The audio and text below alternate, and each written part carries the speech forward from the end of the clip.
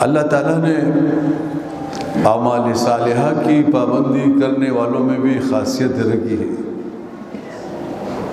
اور جب تک وہ اعمال صالحہ کو بجا لائے گا نیک اعمال، تو وہ خاصیت ظاہر ہوگی۔ خاصیت کیا ہے؟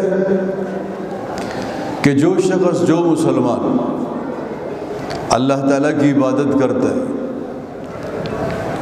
اور اللہ تعالیٰ کے احکامات کے مطابق زندگی گزارتا ہے، تو اس کے راستے میں کوئی رکاوٹ نہیں ہوگی، اس کے سارے مسئلے خود بخود حل ہوں گے۔ دین کا مسئلہ ہو یا دنیا کا مسئلہ ہو، ان کے سامنے رکاوٹ نام چیز نہیں ہوگی۔ شرط صرف ایک ہے، اور وہ ہے اعمال صالحہ۔ ہمارے صحابی گزرے ہیں حضرت سعد بن ابی وقاص رضی اللہ تعالی عنہ،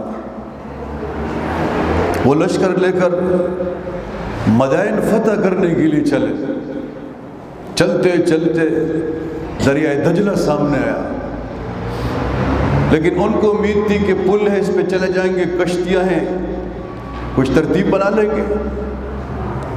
تو جب دریائے دجلہ پر پہنچے تو وہاں پل لوگوں نے توڑ دیا تھا، کشتیاں وہاں سے ہٹائی گئی تھی۔ تو حضرت سعد بن ابی وقاص رضی اللہ عنہ نے لشکر میں موجود حضرت سلمان رضی اللہ عنہ سے فرمایا کہ سلمان کیا کیا جائے گا؟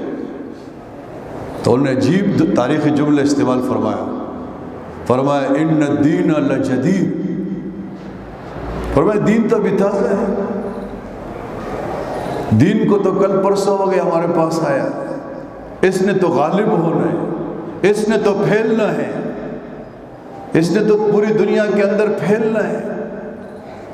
دین آیا ہے غالب ہونے کے لیے، دریا ہمارے سامنے کیا ہے، اب اس کی پرواہ نہ کریں۔ لیکن فرمایا ایک کام کرو، لشکر والوں کے اوپر نظر ڈالو کہ ان میں کوئی معصیت تو نہیں پھیلی، کوئی گناہ تو ان میں شائع نہیں ہوا۔ حضرت کی نظر تو نظر تھی، صحابہ تو صحابہ ہے علیہم الرضوان، تو انہوں نے اونچی جگہ پہ کھڑے ہو کر ایک سرسری نظر ڈالی، تو فرمایا کہ ایسی کوئی بات نہیں ہے، ان کے چہروں پہ مجھے معصومیت نظر آئی ہے۔ اور فرمایا سلمان گھوڑے ڈالو دریا میں، اور گھوڑے ڈالے، اور یوں جیسے گھوڑا صحرا میں جاتا ہے اس طرح دریا پہ گھوڑا چلتا گیا۔ اس لیے تو علامہ اقبال نے فرمایا دشت و دشت ہیں دریا بھی نہ چھوڑے ہم نے، دشت و دشت ہیں دریا بھی نہ چھوڑے ہم نے، بحر ظلمات میں دوڑا دیے گھوڑے ہم نے۔ تاریخ میں لکھا ہے کہ ایک صحابی رسول صلی اللہ علیہ وسلم برتن نیچے گرا پانی میں، تو دوسرے کو آواز دے کہ یار میرا برتن چلا گیا، کہا کہیں نہیں جائے گا، یہ واپس آئے گا۔ لہر آئی، اس نے برتن گٹایا اور صحابی کے ہاتھ میں آ کر گر گیا۔